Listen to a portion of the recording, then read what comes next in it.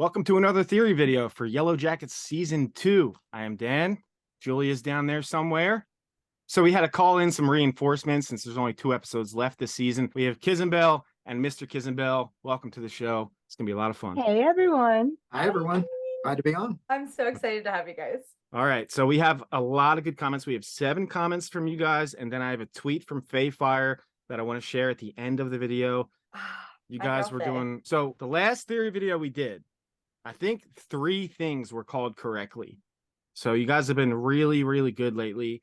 And you're on the ball. So let's see if we nail anything else. A couple episodes left. We'll see how crazy it gets. We're hearing rumors that there's going to be 5 seasons. So it can't be anything too crazy, but it'll be something pretty crazy that sets up season 3. All right, Mr. Kizenbell, it's your first time on YouTube, first appearance on YouTube. How about you start things off for us? All right, thank you. So, comment we got here. We got a Jennifer Robinson coming at us with, so I have a theory that may be a little out there. So in the show, we see a lot of interest around the surviving Yellowjackets and the public wondering how they survived that long. With that being said, I believe either Adam or Walter are the family members of the deceased Yellowjackets. They are trying to find out if the cannabis rumors are true. It says cannibal. Cannibal. It says cannabis. Are they potheads? I'm sorry. Were they out there rolling joints? You had a theory like this, right? So actually the day before I was talking to Kizenbell here about, I kind of said the same thing about Walter saying, hey, I have a feeling he's kind of hunting down and going after Misty because he might be related to somebody. I really like that theory because I've been trying to figure out where Walter fits. I thought at first that it was maybe like an Adam thing, like maybe he was trying to figure out what happened to Adam. But yeah, I think that makes a whole lot more sense, actually. Is there a possibility that both are true? That he knew Adam and also they have a family connection that they both lost? Possible, right? It could be. I mean, that would maybe make him more interested in figuring out what's going on and how those 2 things connected, because the odds of that being a coincidence are probably pretty low. Or is there another cult out there that is against the Yellowjackets and they're all part of that? I like that as well.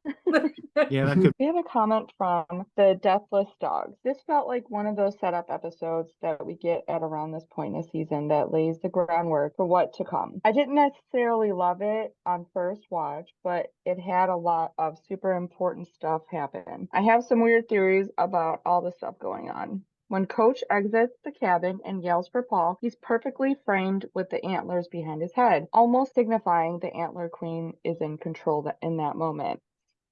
It's really weird that Natalie is so into the cult immediately. She's been such a defiant character this whole time.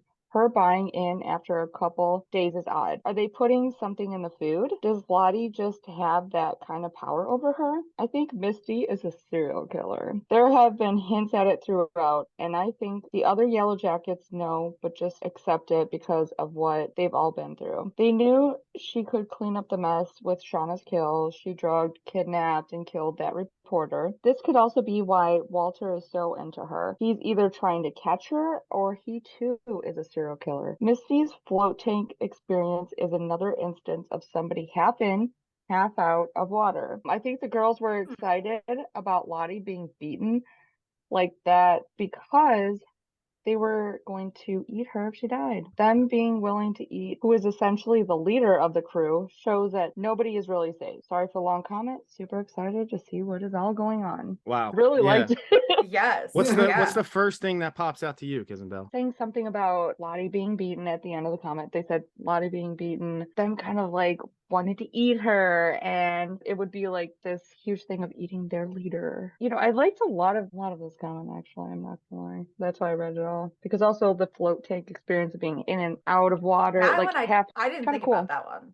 Yeah. I noticed that shot of Coach with the antlers behind him. She says almost signifying the Antler Queen is in control in that moment. Really cool. Yeah. I like that a lot. Makes me think. I've seen pictures of it behind him and I was like, oh my gosh, it looks so cool. And it does. Yeah, right. I mean, some of the the camera work and the framing of everything is just brilliant. They do that a lot with the antlers behind people. They do. So it's like, is it significant or are they just throwing us off? Like, what's going on? Well, at Lottie's cabin thing when they were all sitting sitting in the circle. They're sitting underneath a Mhm. chandelier made of antlers. Yeah. So like the symbolism is everywhere. That's going to be a running theme throughout the whole series, I think. I don't think we're going to get For any sure. answers on that anytime soon. Also, too, the Misty float tank experience is another instant of someone half in, half out of water. I know Dan has had theories about like 2 different realms and stuff like that, being Yeah. half in this and half in that. So it's like, I like all these little things that kind of connect certain things. So this one is from Don't Let the World Rot 3058. They said, in historical accounts of retroactively diagnosed Wendigo psychosis, it has been reported that humans became possessed by the Wendigo spirit after being in a situation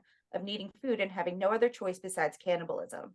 Also, Wendigos derive from Canadian folklore during the winter phases normally. That's so cool. I've seen a couple Wendigo things floating out there, so I'm happy someone fleshed one out for us. The fact that people could like put these kind of things together, like I would never ever think of that. Just like when the Morse code came out, someone figured it out in 5 minutes.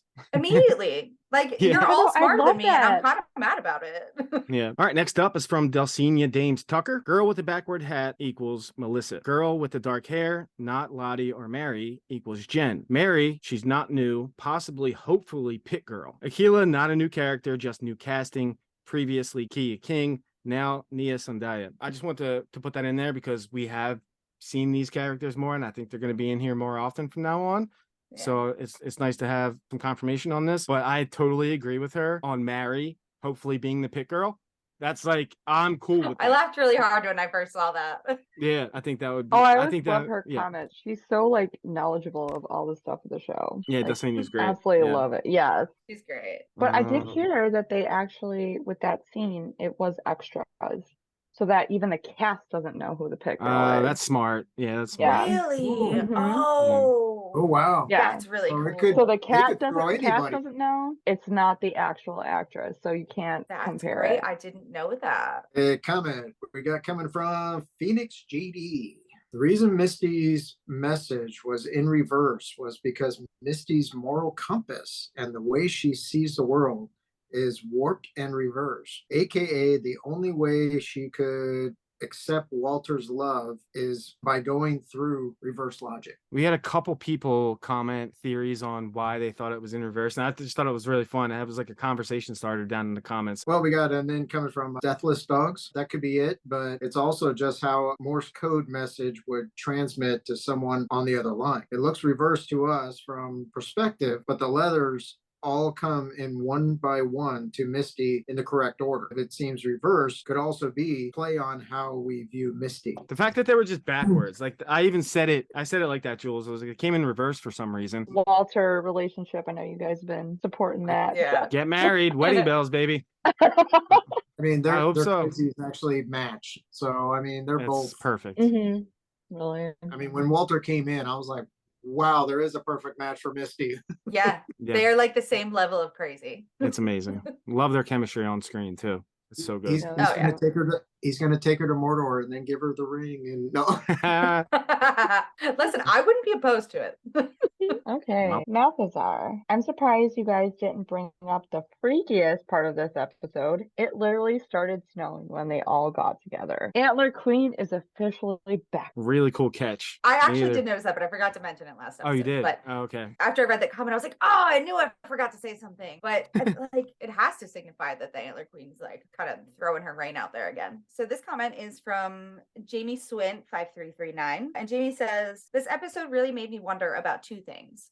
One is all of this happening simultaneously somehow, and they will possibly find a way to actually alter the events of the wilderness from the present day. And 2, has the Antler Queen brought them back together in order to strike a deal where they can exchange a sacrifice to make their current problems go away? That would also make Van's cancer story relevant. Also, I think they purposely overshadowed that Misty couldn't find Kristen's body, so I think that comes back into play soon. A couple things. One, I like the respect here from Jamie calling her Kristen, not Crystal. Get her. Thank you. Yes, I agree. But Yeah. I I really know. like how they point out the Antler Queen can make their current problems go away. Because think about it, they all have something serious going on. All of them. Yeah. So it makes complete sense. It would make sense as to why they brought Van's cancer thing into it too. Because like Yeah. someone said, I think last week too, that like that might be why she decided to stay at the compound. Because she's like, oh, Lottie can definitely fix this. So, I mean, who knows? Do we think they're going to sacrifice one of them, though, to get all of this stuff to go away? Oh, God. See, people were I talking about never that in the know. comments, too. They said if there's an adult character that gets killed, who would it be? And I'm thinking, like, it's got to be Van. I can't think of any of the other ones getting killed. Like, I can't think of any of them dying, but if it's anyone, it's got to be Van, I think. I don't know. I love Shauna and everything, but I just feel like I was more interested in her like past timeline than the stuff. But also too, now that they found Anna's body, we're gonna have more with her in her current timeline. But I just never Yeah. been interested in the current timeline with Shauna. Even though I like the Yeah. actress, she's amazing, but Oh, she's great. But no, I would have to agree with you on that. It's like too plain for this storyline. Her storyline is just like typical murder mystery, trying not to get caught kind of thing. well, her whole family is just annoying. It's I annoying. Callie's can't annoying. stand Jeff. Like, I don't know. Otter throwing her little tantrums all the time. Okay, so consensus is we hope it's Shauna. Yeah. Sorry, Shauna. Love you. Bye. All right, so they were all really good comments. Great job again this week. So to close things out, I'm going to play this scene, Faye Fire pointing this out. She said, I don't know if anyone on the Twitter has talked about how the therapist is wearing Shauna's sweater. So she was wearing Shauna's sweater when you saw her in that video. So I'm going to play She it. was? Yeah, it looks just like it. Yeah. I didn't notice So I don't know why that would be. The only thing I can think of as to why that would be is because, well, obviously we know that the therapist is in Lottie's head. So I'm wondering if somehow the therapist is like an amalgamation of all of the, did I use that word right? I don't know. Of all the girls that they were in the wilderness with. So like maybe that the therapist character like has a little bit of each of those girls. Oh, yeah. It's all of that. them. Created in her head. Yeah. Yeah, all the makeup on. Because you gotta think like they spent all that time and it was just like all of these girls kind of like coming to her for advice and like looking for guidance. So it kind of makes sense that their voices are the ones that are kind of like stuck in her head. That's a really good point. It just makes you think. All these do. And I just can't wait to see what happens. Hopefully this ends on a positive note. I love this episode. Saw one person in the comments say they didn't like it, but pretty much I think it was like universally loved this episode, right? Yeah. Yeah. I loved it. Yeah. The most recent one. Yeah, we'll see. Great. Yeah, I have high hopes for the finale. Hopefully it's good. And hopefully they give us enough like that we feel satisfied, but we want some more for next season. So we'll see. That'll do it. Thank you so much, Kizabel and Mr. Kizabel, for coming on. This has been an honor. Thank you for joining. It's a lot of fun. Thanks Jules, for as per having us. usual. It was so fun. Yes. Yeah, it's great. Okay, keep those comments coming. Keep the theories going. Let us know. We will be back for episode 8 on Friday. Thanks so much for watching. See you next time. Bye, guys. Bye. Bye.